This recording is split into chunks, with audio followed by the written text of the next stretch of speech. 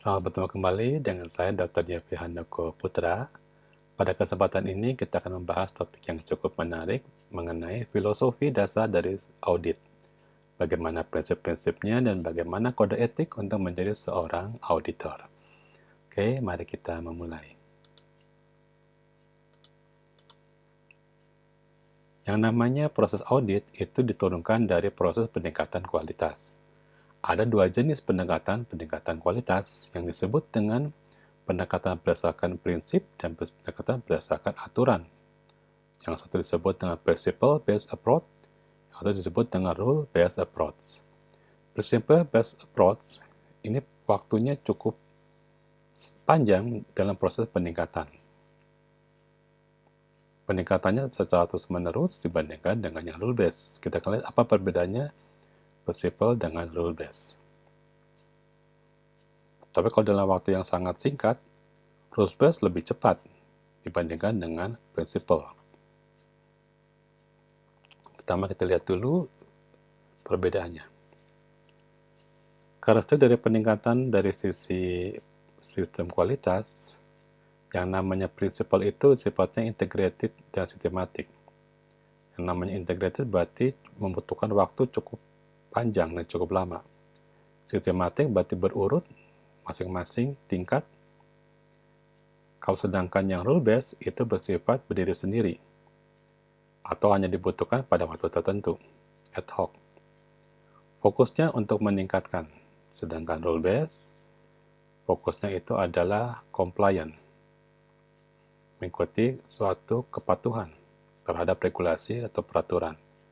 Feedback dari principle-based adalah formatif, apa adanya, disebut formatif. Sedangkan bentuk dari feedback rule-based berupa sumatif, merupakan kumpulan apa saja yang ada. Improvement objektif atau sasaran peningkatan adalah untuk secara kontinu dan bersifat kontekstual.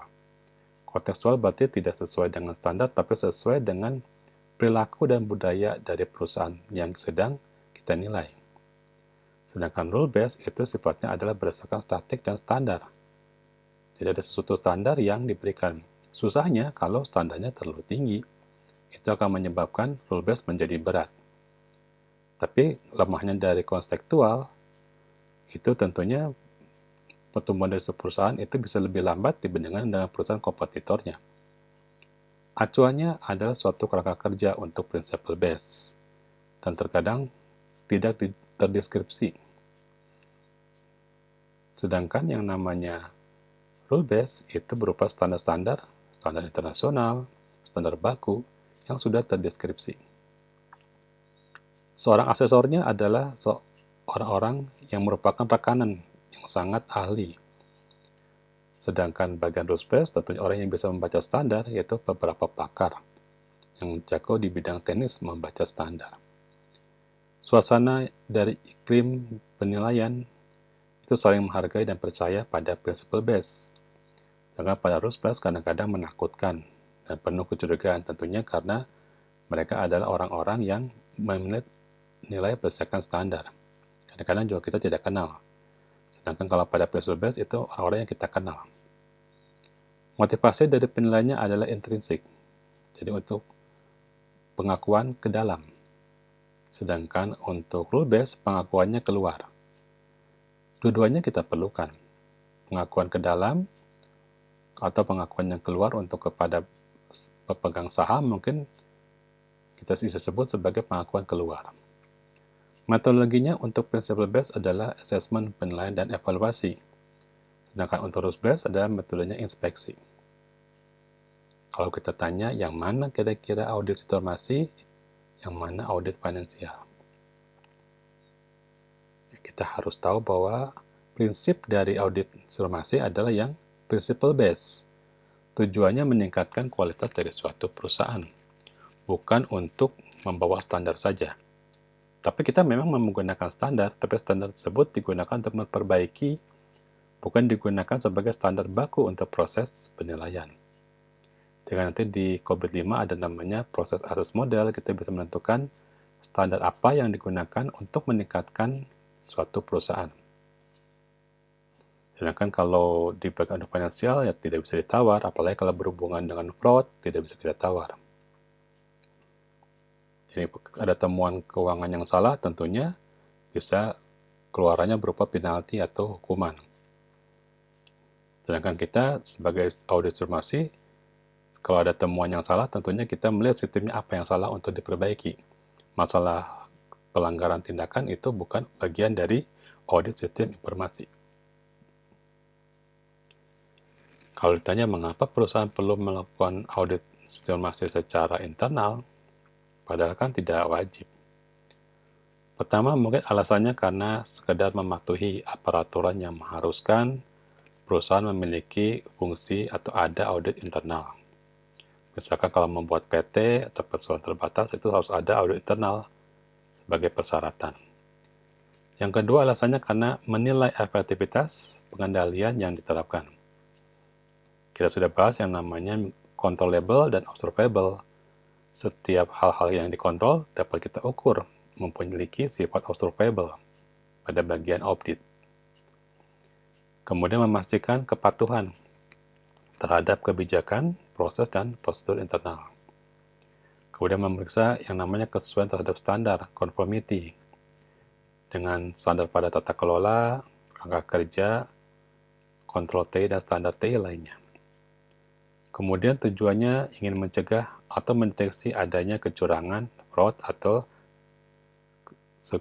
pelanggaran yang dilakukan secara sengaja, dan segregation of duty, kemampuan kelebihan wewenang dari hulu sampai hilir.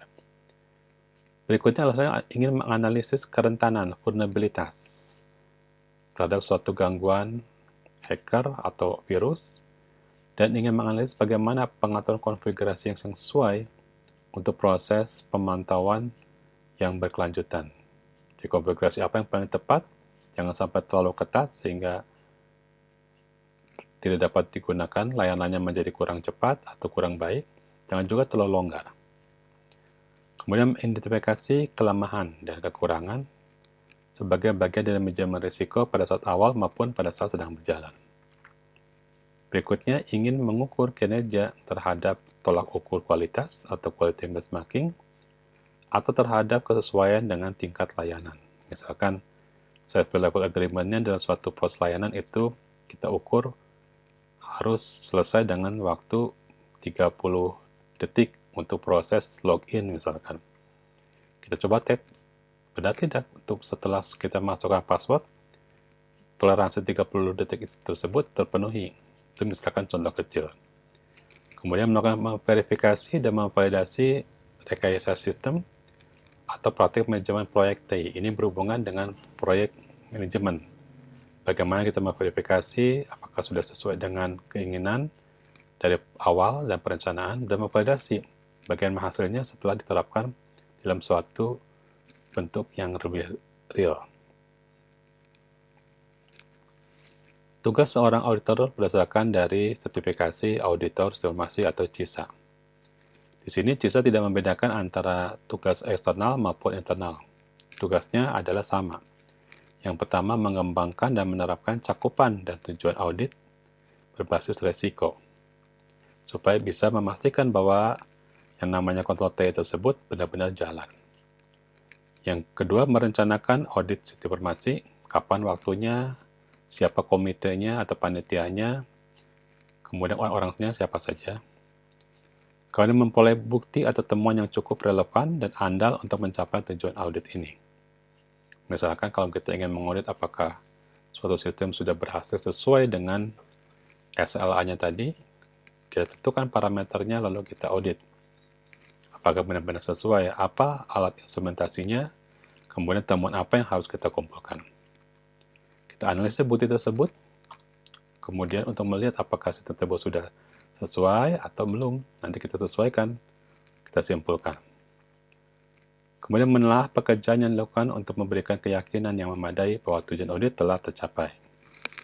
Kita komunikasikan hasil ini kepada orang yang tepat, kemudian juga memberikan rekomendasi kepada orang yang tepat, dan memfasilitasi untuk proses peningkatan profit dengan mengembangkan manajemen risiko dan praktek pengendalian dalam organisasi.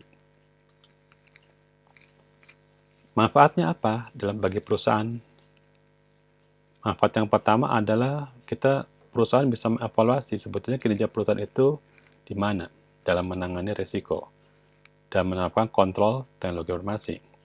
Apakah sudah waktunya untuk meningkatkan dan mengembangkan suatu bisnis baru, menginovasi, atau memang hanya sekedar untuk memperbaiki? Kita bisa tahu bagaimana posisi kinerja dari suatu perusahaan, apakah naik, apakah turun. Jika sudah baik, apakah akan mengembangkan kepada unit bisnis yang baru? Kemudian mengevaluasi keselarasan antara praktek teknologi informasi terhadap tujuan bisnis. Apakah memang teknologi informasi tersebut sudah mendukung atau belum? Apakah sudah mendukung otomatisasi dalam kontrol teknologi informasi atau belum? Kemudian mendorong perusahaan membuat perencanaan dan pengembangan yang lebih terarah sesuai dengan feedback yang diperoleh dari audit. Melakukan audit itu waktunya ada dua.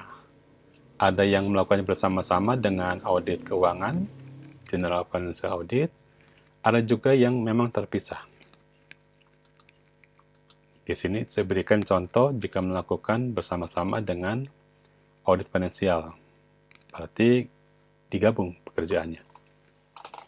Di sini contohnya ada audit finansial, di sini juga ada audit dari bisnis, dan ini audit dari IT audit. Pekerjaan digabung. Nanti kita akan masuk kepada bagaimana cara mengaudit sistem, database, mungkin itu merupakan praktek-praktek audit yang lebih detail daripada pertemuan yang kelima mungkin.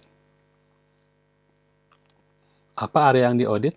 Secara dasar dari buku acuan yang keempat dari James Hall menceritakan bahwa area yang diaudit adalah perencanaan, kemudian organisasi, kebijakan dan prosedur, security, regulation, and standard. Pendekatan sekarang dengan menggunakan pendekatan risiko bertambah banyak area yang diaudit tersebut. Tentunya di sini bertambah banyak karena muncul risiko-risiko dari beberapa sumber, sehingga bertambah banyak. Di sini ada bertambah misalkan vendor management, infrastruktur lebih terperinci, IT security, data administrasi cukup banyak di sini. IT operation juga termasuk physical control, dan incident response ini banyak sekali yang ditambahkan karena banyak sumber-sumber risiko. Jadi pengembangan awal adalah ini, areanya pengembangan yang sekarang adalah yang ini. Kebaikan dari suatu proses audit, pertama kita bisa melihat apakah suatu fungsi sudah berjalan. Apakah fungsi tata kelola, fungsi perencanaan strategis, risiko, kepatuhan kualitas ini bisa kita lihat apakah sudah berjalan. Maka program audit tersebut disesuaikan. Ada program audit yang bidangnya operasional, hanya mengaudit sistem, hanya mengaudit kepatuhan, hanya mengaudit kualitas atau kinerja. Ada juga yang audit yang melihat proses dalam suatu bisnis, kemudian keamanannya, kemudian proses misalkan pada project management, ini ada audit project management, ada juga audit layanan IT. Dari semua ini akan ada penemuan dan laporan. Ini merupakan kebaikan sehingga kita bisa tahu bagaimana posisi dari fungsi-fungsi yang ada di atas ini. Ada feedback-nya untuk memperbaiki yang mana yang kurang. Mungkin compliant kurang, karena sistemnya tidak secara otomatis menyimpan beberapa standar harus dilaporkan kepada pemerintah misalkan. Nah, itu bisa kita perbaiki. Untuk bertanyanya kita sesuaikan, jangan sampai soal bertanya. Jika lo ingin mengevaluasi yang berkaitan dengan masalah tertentu, ya kita lihat orangnya siapa. Peranan dia sebagai apa? Apakah dia sebagai pengguna, apakah dia sebagai pencipta dari suatu layanan tersebut, atau dia ada sebagai seorang yang melakukan sehari-hari pekerjaan tersebut. Nah, kita harus lihat di sini. Jadi dengan mengidentifikasikan siapa orangnya, di sini seorang auditor itu bisa melakukan apa yang memang dibutuhkan atau seharusnya harus diinterview. Jadi di dalam sistem audit, interviewnya tidak menggunakan Likert, tapi interviewnya berdasarkan dari orang-orang yang tepat. Jadi bukan berarti terlalu banyak, tapi harus orang-orang yang tepat, jangan sampai tidak tepat. Bukan persentase yang diambil dalam proses audit, tetapi ketepatan dari interview tersebut. Proses audit, nanti kita akan bahas pada minggu depan. Intinya ada proses persiapan, review dokumen, persiapan kegiatan secara lapangan. Kemudian kalau di zaman COVID mungkin ini secara online, tidak secara offline. Melakukan kegiatan kunjungan, persiapan kembali untuk persetujuan dan pembuatan laporan, dan tidak lanjut dari suatu audit. Outputnya bisa berupa ruang lingkup audit, metodologi yang diberikan, temuan-temuannya apa, ketidaksesuaiannya apa saja, berikut dengan bukti pendukungnya, mungkin ada syarat kriteria yang tidak terpenuhi, kemudian di mana lokasinya, tingkat ketidaksesuaiannya sampai mana. Dari sana kita buat kesimpulan sekaligus kita membuat rekomendasi untuk proses yang lebih efektif untuk pemeliharaan dan pengembangan sistem manajemen. Seorang auditor harus memiliki keterampilan, adanya audit skill, bisa mengambil data, sampling, bisa berkomunikasi dengan baik dan sopan. Misalkan kalau kita ingin bertanya mengenai beberapa elemen kriteria, dengan hanya 2-3 kalimat kita bisa menjawab semuanya. Tapi jangan menyuruh mereka mengisi. Jadi paling salah itu kalau kita mencari data, sampling dengan menyuruh mereka mengisi. Jangan seperti itu. Kita justru yang harus melihat dan menemukan data tersebut. Temuan harus dikonfirmasikan tentunya nanti. Kemudian ada generic knowledge, pengetahuan pada perkuliahan mengenai audit, mengenai teknik audit. Jangan sampai orang-orang memiliki sertifikasi auditor, tetapi tidak tahu filosofi dari audit. Mereka datang cuma menakut-nakuti auditi. Itu pasti pulangnya tidak akan ada unsur keterbaikan. Kita ingat, kita menggunakan principle approach. Setelah selesai, maka orang yang kita audit itu akan menjadi keluarga kita. Itu perbedaannya dengan audit finansial. Mereka akan membantu kita untuk memberikan temuan yang baik, dan kita akan membantu mereka menjadi seorang perekomendasi. Lalu dalam hal ini, kita gunakan manfaat ilmu enterprise arsitek kita. Seperti sudah saya jelaskan sebelumnya, seorang auditor, dia juga harus menjadi seorang enterprise arsitek. Ada beberapa spesifik knowledge, misalkan disesuaikan dengan bidangnya, apakah dia seorang programmer, maka pengetahuan khususnya adalah programmer. Jika auditornya itu ada orang hardware, sistem komputer, maka disesuaikan dengan kemampuannya dia. Memiliki pengalaman dan memiliki pengetahuan mengenai perundangan. Terakhir mengenai kode etik. Yang sebelah kiri ini adalah kode etik dalam bahasa Indonesia, ini adalah bahasa Inggrisnya. Kode etik ini diambil dari grup ISAKA, yang kita bisa baca di sini, misalkan mendukung pembentukan dan kepatuhan seorang auditor harus patuh terhadap standar, harus mengikuti beberapa aturan dari ISAKA, harus jujur dalam membuat laporan, bisa menjaga kerahasiaan, independen. Semua keputusan kita tidak dapat dipengaruhi oleh orang lain, dan juga seorang auditor tidak boleh diintimidasi saat dia melakukan interview kepada jabatan yang lebih tinggi. Jangan sampai dia terintimidasi, ini harus dilindungi. Memiliki kompetensi terus-menerus, jadi yang seorang auditor harus terus ikut kegiatan pelatihan. Jadi beratnya menjadi anggota ISAKA bukan di awal kita memperoleh gelar sertifikasi CISA, tapi kita harus ikut semua kegiatannya secara internasional, terkadang nasional mungkin sedikit, harus kita ikuti untuk kita bisa tahu perkembangannya. Karena tidak semua informasi itu ada di grup-grup atau ada di email yang diberikan. Kita harus ikut kegiatannya dan bertemu beberapa orang. Sehingga itu membuat berat menjadi seorang auditor sistem informasi. Tapi memang itu suatu keharusan yang harus kita tempuh. Gunakan kehati-hatian atau due care untuk mendapatkan dan mendokumentasikan materi faktual dari klien. Sopan santun perlu, tapi juga kita hati-hati jangan sampai temuan yang kita peroleh itu sudah obsolete, sudah tidak dapat digunakan kembali. Menginformasikan kepada pihak yang sesuai tentang hasil pekerjaan audit. Ini berdasarkan dari evidence. Bukti berbicara lebih banyak. Jangan menutupi bukti atau mengurangi bukti. Mendukung pendidikan manajemen dan klien masyarakat untuk meningkatkan pemahaman mereka terhadap audit. Jadi di sini kita juga harus mentraining audit kita, apa manfaatnya, bagaimana cara proses audit, kemudian bagaimana mereka bisa mengerti bahwa audit itu penting. Kalau tidak, saat kita datang mereka tidak memberikan data-data karena ketakutan. Menjaga standar perilaku dan karakter yang tinggi, harus sopan, dan harus profesional. Auditor jangan mau kalau untuk memberikan laporan baik itu ada gratifikasi, jangan mau. Karena kan apa yang kita lakukan adalah suatu keterbaikan bagi perusahaan tersebut. Kalau kita mau tutupi, maka perusahaan tersebut tidak akan bisa berkembang. Demikian kuliah hari ini, mungkin lebih singkat dari biasanya. Terima kasih atas perhatiannya.